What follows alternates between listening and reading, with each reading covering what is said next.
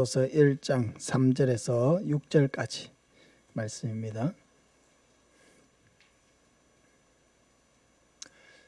에베소서 1장 3절에서 6절 신약성경 310쪽입니다.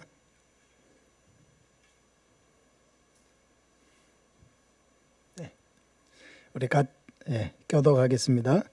찬송하리로다. 하나님 곧 우리 주 예수 그리스도의 아버지께서 그리스도 안에서 하늘에 속한 모든 신령한 복을 우리에게 주시되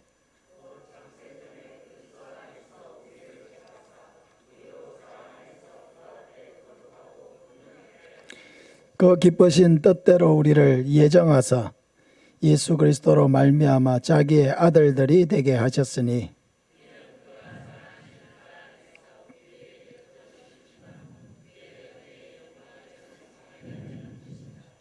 아멘. 오늘 신앙고백서 제12장 양자됨에 대한 말씀을 전하겠습니다. 오랜만에 신앙고백서에 대해서 공부하고 있습니다. 신앙고백서라는 것은 말 그대로 우리가 무엇을 믿고 어떤 신앙을 고백해야 하는가에 대해서 성경 말씀을 토대로 교리적으로 정리를 한 것입니다. 화면을 한번 좀 띄워주시기 바랍니다. 오랜만에 하기 때문에 앞에서 해왔던 부분을 조금 정리를 해보겠습니다. 1장은 성경에 대한 고백을 했습니다. 우리가 신앙 고백에서 가장 중요한 것은 하나님의 말씀에 대해 성경에 대해서 어떻게 고백하느냐, 이 성경이 바로 우리에게 주신 하나님의 말씀으로 고백할 수 있는 사람은 성경에 기록된 모든 것도 우리가 그 말씀을 토대로 믿을 수가 있습니다. 그래서 성경에 대한 고백이 가장 먼저 나옵니다. 2장은 이 성경에 기록된 삼위일체 하나님에 대한 고백입니다. 그리고 3장부터 5장은 그 하나님의 작정과 또 창조와 섭리의 사역에 대한 고백입니다. 그리고 6장은 인간의 타락과 그 타락에 대한 하나님의 징벌에 대한 고백이고, 또 7장은 하나님이 사람과 맺으신 두 언약, 이제 행위 언약과 은혜 언약에 대한 고백입니다. 그리고 8장은 은혜 언약을 이루시는 중보자 예수 그리스도에 대한 고백이고요. 그리고 이제 9장부터 18장까지는 성령의 구원 사역에 대한 고백입니다. 9장에는 인간의 자유의지가 무엇인가에 대해 고백했고, 그리고 이 인간에게 하나님께서 자유의지를 주셨지만 인간이 어떻게 했습니까? 그 자유의지를 가지고 죄를 짓고 타락했습니다. 그래서 10장에서는 그 타락한 인간을 하나님께서 구원하시는 효력 있는 부르심에 대한 고백이었습니다. 그리고 11장은 부르신 그들을 또한 의롭다 하심, 칭의라고 했죠. 칭의. 죄인을 의롭다고 칭하시는 칭의의 은혜에 대한 고백을 다루었습니다. 그리고 이제 하나님이 성령 안에서 우리를 구원하시는 그 구원 사역에 이제 하나로서 하나님이 우리를 자녀로 삼으신다, 양자로 삼으신다 하는 것에 대한 고백을 오늘 우리가 이제 다루게 되겠습니다. 그래서 이 지금 우리가 하고 있는 12장이 어떤 카테고리에 들어가는 것인가 이걸 조금 생각하면서 그렇게 하시면 되겠습니다. 신앙고백서 12장은 하나의 고백으로 이루어져 있습니다. 우리 같이 한번 읽어보겠습니다. 시작. 하나님께서는 의롭게 된 모든 이들을 독생자 예수 그리스도 안에서 또한 그분 때문에 양자가 되는 은혜의 참여자가 되게 허락하신다. 이로써 그들은 하나님의 자녀의 수에 들어가며 자녀의 자유와 특권을 누리며 하나님의 이름이 그들에게 붙여지며 양자의 영을 받으며 은혜의 보좌에 담대히 나아가 아빠 아버지라 부를 수 있으며 불쌍히 여김과 보호를 받으며 필요한 것을 공급받고 아비로부터 받는 것과 같이 하나님께 징계를 받지만 결코 버림을 당하지 않으며 오히려 구속의 날까지 인치심을 받고 영원한 구원의 상속자로서 약속을 유업으로 받는다. 할렐루야. 굉장히 많은 내용이 포함되어 있지만은 그래도 읽으니까 이해가 되죠. 예, 한 번 더 읽어보겠습니다. 이 내용들 하나하나가 우리가 하나님의 자녀가 된 특권에 대한 얘기입니다. 예, 한 번 더 읽어보겠습니다. 시작. 하나님께서는 의롭게 된 모든 이들을 독생자 예수 그리스도 안에서 또한 그분 때문에 양자가 되는 은혜의 참여자가 되게 허락하신다. 이로써 그들은 하나님의 자녀의 수에 들어가며 자녀의 자유와 특권을 누리며 하나님의 이름이 그들에게 붙여지며 양자의 영을 받으며 은혜의 보좌에 담대히 나아가 아빠 아버지라 부를 수 있으며 불쌍히 여김과 보호를 받으며 필요한 것을 공급받고 아비로부터 받는 것과 같이 하나님께 징계를 받지만 결코 버림을 당하지 않으며 오히려 구속의 날까지 인치심을 받고 영원한 구원의 상속자로서 약속을 유업으로 받는다. 아멘. 이 부분에 대해서 우리가 한 2주 내지 3주 정도 살펴보려고 합니다. 첫째, 하나님은 죄인인 우리를 의롭다 칭하심으로 우리를 죄에서 건져주실 뿐만 아니라 우리에게 하나님의 자녀의 신분을 주신다고 말씀하고 있습니다. 그러니까 우리를 향한 하나님의 은혜의 놀라움은 하나님께서 단지 우리를 죄에서 건져주시는 이 구원의 행위뿐만 아니라 그런 우리를 하나님의 자녀로 삼아서 하나님과 우리가 하나님의 자녀의 관계로서 살게 하신다. 이게 또 다른 하나님의 놀라운 은혜입니다. 오늘 우리가 읽었던 말씀을 다시 한번 보겠습니다.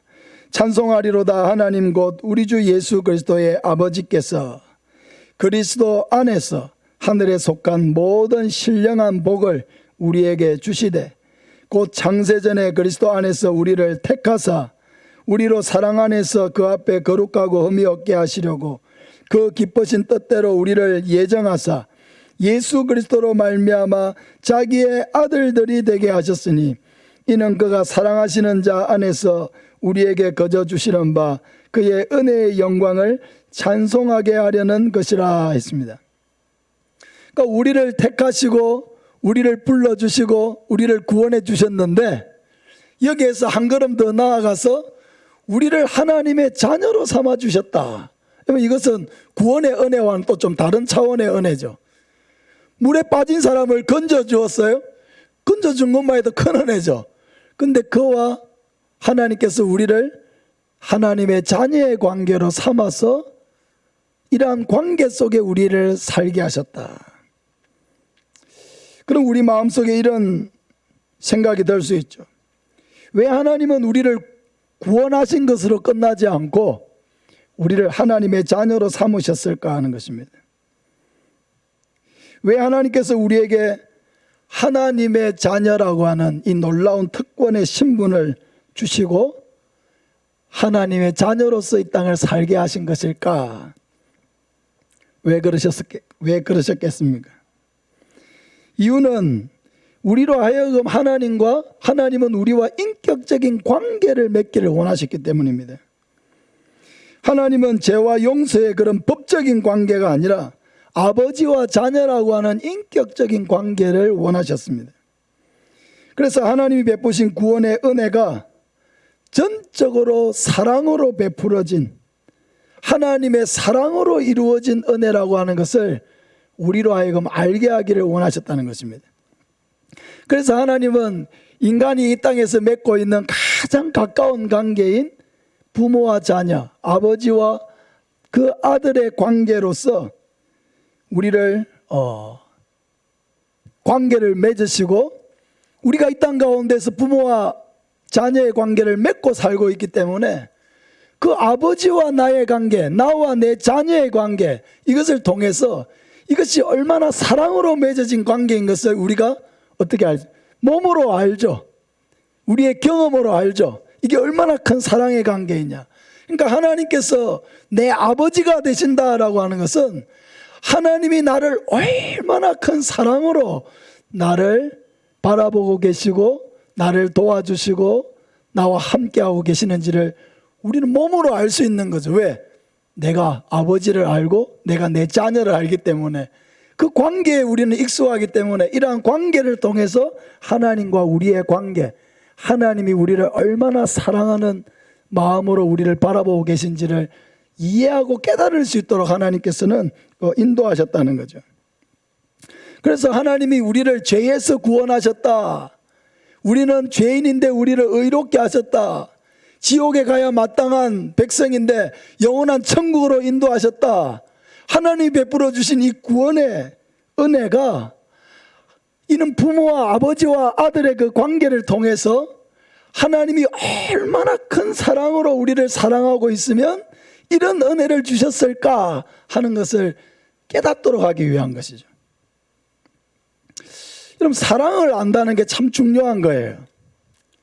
하나님은 우리가 하나님이 얼마나 사랑하는지를 알게 하고 싶어 하시는 거예요. 여러분, 자녀들을 사랑하시죠? 그러죠? 내 아들, 딸 사랑하시죠?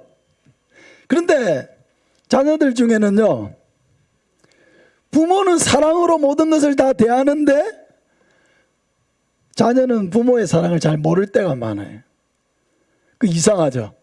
분명히 부모가 하는 모든 일은 다 사랑으로 하는 것인데 자녀는 부모를 잘 몰라요. 부모의 사랑을 오해할 때도 굉장히 많아요. 사랑이 잘 전달이 안 되는 거예요. 그런 일들이 굉장히 많아요. 근데 사랑을 아는 게 참 중요한 거예요. 우리가 언제 철이 드느냐? 부모의 사랑을 깨달을 때 철이 드는 거예요. 부모님이 나를 사랑하시는구나. 사랑으로 나를 키우셨구나. 희생으로 나를 키우셨구나. 그게 깨달아질 때 성장하는 거예요. 자녀가 부모의 사랑을 알면 전혀 다른 사람으로 성장하게 되는 거예요. 사랑을 알게 될 때 참 놀라운 일들이 두 가지가 일어납니다. 하나님께서 우리로 하여금 이런 부모와 아빠와 자녀의 관계를 맺어가지고 하나님이 나를 얼마나 사랑하시는지를 알게 해주려고 지금 하시는데, 하나님의 사랑을 깨달을 때 두 가지 변화가 우리의 삶에 일어나요. 첫째는 우리도 하나님을 사랑하게 된다는 것입니다. 우리가 그냥 하나님에 대한 사랑이 생기는 게 아니에요. 하나님이 나를 얼마나 사랑하시는지를 알면 사랑하게 되는 거예요. 자연스럽게 하나님을 사랑하게 돼요. 부모님이 우리를 얼마나 사랑하셨는지를 알면 자연히 부모님을 사랑하게 되듯이 마찬가지인 거예요. 그래서 하나님은 우리가 사랑하기 전에 하나님이 먼저 우리를 사랑하셨죠. 근데 하나님은 오랫동안 짝사랑을 해오신 거예요. 근데 우리가 예수님을 통해서 하나님의 사랑을 알게 되죠. 그러면 어떤 변화가 일어납니까? 하나님과 우리의 관계가 이제는 서로 사랑하는 관계가 되는 거예요. 하나님은 원래 우리를 사랑하셨고 우리가 예수님을 믿음으로 그 놀라운 희생이 얼마나 큰 하나님의 사랑으로 말미암아 이루어진 것인지를 깨달으면은 우리도 어떻게 됩니까? 하나님을 사랑하는 사람이 되는 거예요. 하나님을 사랑하는 사람. 여러분, 우리가 경상도 말로 쎄 빠지게 자녀를 키웠는데 자녀들이 나를 사랑하지 않아요. 얼마나 마음이 아프겠어요. 하나님께서도 마찬가지인 거예요. 하나님께서 예수님을 십자가에 못 박아 죽이는, 우리로서는 도무지 이해할 수도 없고 상상할 수도 없는 이 어마어마한 희생의 사랑을 우리를 위해서 베풀어 주셨는데, 하나님이 제일 마음 아프신 게 뭐냐? 그 사랑을 모르고 하나님을 계속 대적하는 거예요. 그게 하나님이 가장 마음 아파하시는 거예요. 그 사랑을 깨달으면 어떻게 돼요? 하나님을 사랑하게 돼요. 감사하게 돼요. 기뻐하게 돼요. 하나님께 영광을 돌리게 돼요. 부모의 사랑을 깨달은 자녀는 부모의 얼굴에 여러분 영광이 돌아가도록 살려고 애쓰죠. 부모님에게 기쁨을 드리려고 애쓰죠. 몸부림치죠. 왜? 나를 위해서 그렇게 아낌없는 사랑을 베풀었기 때문에 그 사랑에 합당한 삶을 살려고 노력하게 되는 거예요. 그게 사랑을 깨달은 사람의 당연한 모습인 거예요. 하나님께서도 이런 아버지와 자녀, 단순히 나를 물에 빠져 있는 것을, 죄에 빠져 있는 것을, 지옥에 갈 것을 건져주시는 구원의 은혜뿐만 아니라 건져놓고 그것을 나와 하나님과 나와 이렇게 아빠와 자녀로서 하나님의 자녀로 나를 삼아가지고 그 놀라운 사랑을 알게 하시고, 그래서 하나님을 사랑하고 하나님께 감사하고 하나님께 영광 돌리는 그런 자녀로 살아가기를 원하시는 것, 그게 바로 하나님의 여러분 뜻이라고 하는 것입니다. 사랑하는 여러분, 하나님은 우리가 뭔가를 억지로 하기를 원하지 않으십니다. 우리가 하나님을 섬길 때 그건 억지로 나오는 게 되어서는 안 돼요. 하나님의 사랑을 깨달으면은 하나님을 위해서 뭔가를 드리고 싶은 마음, 헌신하고 싶은 마음, 기쁘시게 하고 싶은 마음, 이런 마음들이 자연스럽게 일어나는 것입니다. 그래서 하나님은 우리가 봉사하고 섬길 때에도 우리가 이미 받은 하나님의 은혜와 사랑을 가지고 일하기를 원하십니다. 받은 사랑을 따라서 섬기고, 받은 사랑을 따라서 헌신하고, 받은 사랑을 따라서 전도하고, 받은 사랑을 따라서 찬양하고 예배드리고 하나님께 감사하기를 원하시는 거죠.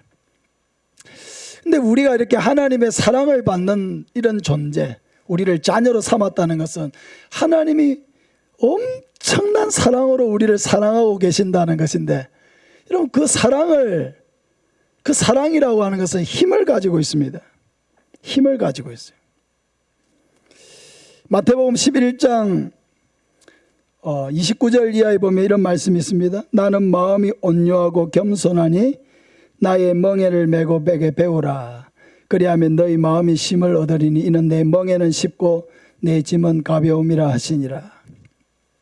수고하고 무거운 짐진 자들아 다 내게로 오라. 내가 너희를 쉬게 하리라. 이렇게 말씀하신 후에 이어서 나오는 말씀이에요. 나는 마음이 온유하고 겸손하니 나의 멍에를 메고 내게 배우라. 그리하면 너희 마음이 쉼을 얻으리니 이는 내 멍에는 쉽고 내 짐은 가벼움이라. 예수님은 예수님의 멍에를 메고 지고 가는 것이 가볍다고 말씀하십니다. 여러분, 직분을 맡으신 분들이죠. 우리 장로님들도 계시고 장립 집사님들도 계시고 권사님들도 계세요. 집사님들 계십니다. 직분을 맡아서 섬기는 게 쉽습니까? 어렵습니까? 솔직히 어렵죠. 어려워요. 다른 사람 앞에서 모범을 보이면서 산다는 게 어려운 일이에요.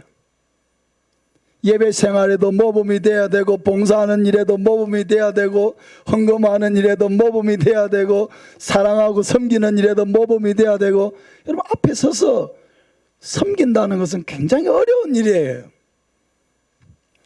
전도하는 일 어렵습니까? 쉽습니까? 해보니까 어때요? 어렵죠. 상당히 애를 쓰고 상당히 노력해야 사람들을 찾아가서 그래도 한마디 할 수 있어요. 교회 나와서 봉사하는 일들이 여러분 쉽습니까? 어렵습니까? 어려워요. 사실은 어려워요. 그래도 우리가 돌아가면서 하니까 청소도 하고 돌아가면서 하니까 식당 봉사도 하지, 매주일 이걸 다 한다고 한번 해보세요. 굉장히 어려운 일이에요. 근데 예수님은 이렇게 예수님을 위해서 섬기고 봉사하는 일이 쉽다고 하는 거예요. 내 멍에는 쉽고 내 짐은 가벼움이라. 왜 예수님 이렇게 우리가 느끼는 것과 다른 얘기를 하십니까? 어렵습니다. 왜 쉽다고 말씀하십니까? 무겁습니다. 왜 근데 가볍다고 하십니까? 여러분 자녀를 키우시잖아요. 자녀를 키우는 게 어려워요? 쉽습니까? 어렵습니까? 쉽습니까? 어렵죠? 어려워요. 키워보니까 어렵더라고 진짜. 근데 어떻게 키우십니까? 갖다 내비면 되는데. 그 어려운 일을 어떻게 하세요? 그 어려운 일을 하루 이틀도 아니고 10년 20년도 아니고 그 어려운 일을 어떻게 하세요? 이제 그게 이제 답이 있는 거예요. 어려운데 어떻게 하시냐고요. 따라합시다. 사랑하니까 어려워도 할 수 있다. 사랑하니까 어려워도 할 수 있는 거예요. 사랑하니까 어려워도 되는 거예요. 하나님을 섬기는 게 바로 거기에 해답이 있는 거예요. 우리가 직분을 섬기고 뭔가 봉사를 하고 뭘 하는 일들이 어려운 일이긴 하지만은 우리가 받은 사랑의 은혜가 있기 때문에 그 사랑의 은혜로 말미암아 우리 마음속에 하나님을 향한 사랑이 있고 뭔가 하나님을 위해서 내가 그 사랑을 보답하는 삶을 살고자 하는 마음이 있기 때문에 어려워도 그 일이 감당이 되는 거예요. 감당이 되는 거예요. 어려워도. 하나님의 사랑을 받는 거기에 여러분 안식이 있고 쉼이 있어요. 사랑을 받을 때 우리에게는 힘이 생기는 거예요. 사랑을 받으면 힘이 생기고 용기가 나고 사랑을 받으면은 거기에서 안식을 누리고요. 평안을 얻어요. 사랑을 받는 거기가 천국이에요.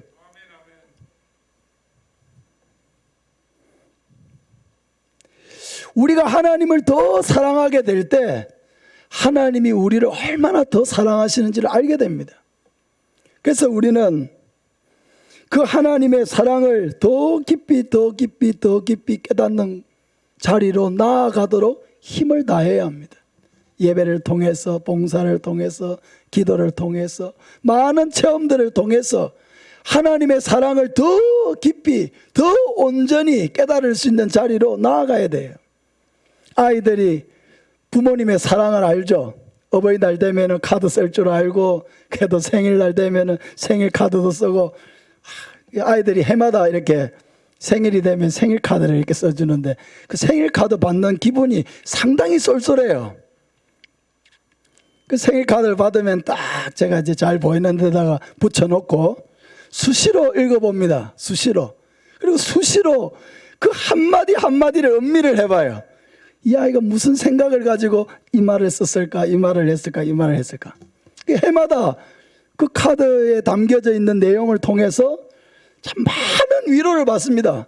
그 아이들이 저를 위해서 용돈을 주는 것도 아니고 이번 생일 때는 용돈을 주더라고요. 네. 용돈을 받았습니다. 할렐루야. 네, 감사했습니다. 용돈을 받은 기분 좋더라.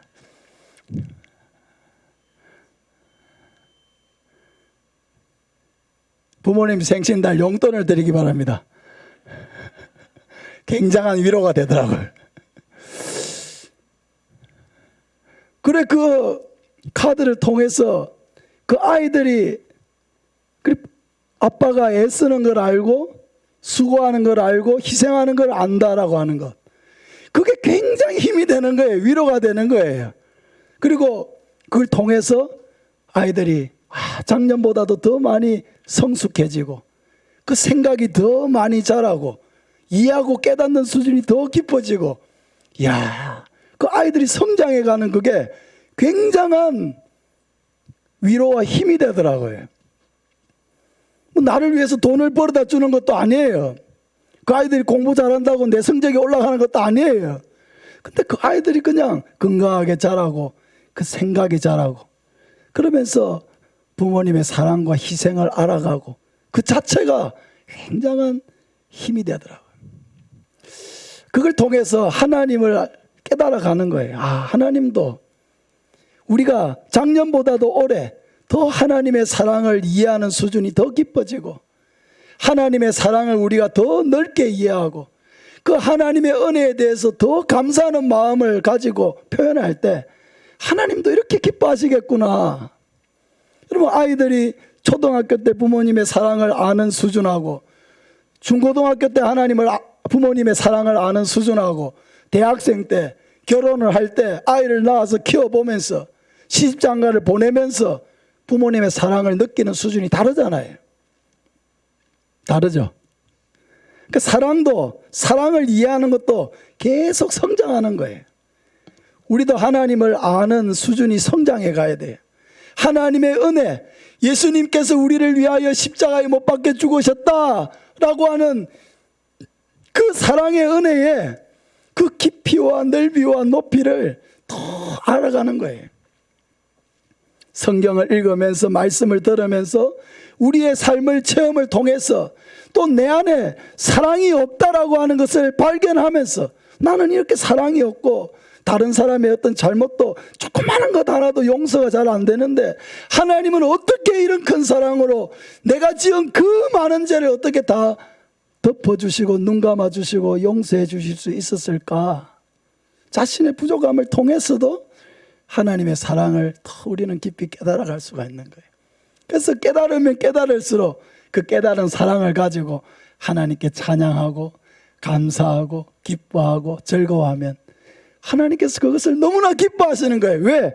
제가 기쁘더라고요. 자녀들이 그렇게 성장해 가는 걸 보는 것만으로도 기쁘니까 하나님도 얼마나 더 기쁘시겠느냐 알게 되겠더라고요. 그래서 하나님이 우리를 그냥 구원해 주시지 않고 나를 하나님의 자녀로 택해 주신 것은 하나님이 얼마나 큰 사랑으로 내가 내 자녀를 그렇게 사랑하듯이 하나님이 이렇게 큰 사랑으로 나를 사랑하고 있다는 것을 늘 우리로 하여금 알게 하셔서 그 사랑을 힘입어서 우리가 위로를 받고 또 그 사랑을 힘입어서 절망 속에서도 소망을 얻고 그 사랑을 힘입어서 또 우리가 다른 사람을 용서할 수 있는 은혜도 얻고 그 사랑이 힘이구나. 사랑을 깨달아가는 것이 바로 하나님의 은혜이고 우리의 힘이고 능력이구나. 그걸 정말 절실하게 깨닫게 되는 것입니다. 사랑하는 여러분, 하나님이 나를 자녀로 삼으신 것은 절대로 교리적인 게 아니에요. 실제. 여러분이 여러분 자녀를 대할 때 그 애틋한 마음, 그 사랑하는 마음, 그 도와주고 싶은 마음, 어떻게든 잘 되도록 해주고 싶은 마음, 그런 마음을 가지고 하나님이 나를 바라보고 계십니다. 실제로 나를 그렇게 바라보고 계십니다. 하나님의 사랑은 결코 교리적인 게 아니에요. 실제예요.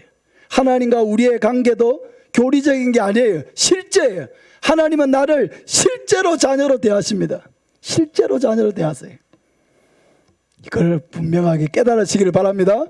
하나님이 나를 자녀로 삼으셨다는 것은 교리적인 게 아니에요. 실제로 하나님은 나를 자녀로서 대하고 계시고 자녀로서 사랑하고 계시고 자녀로서 내 삶을 도와주고 모든 것을 인도해 가고 계신다는 것을 여러분 분명하게 깨닫고 항상 그 사랑을 힘입어서 하나님을 사랑하고 또 하나님의 마음을 항상 기쁘게 해드리는 그런 효자 효녀들이 다 되시기를 예수님의 이름으로 축복합니다. 아멘. 우리 찬송가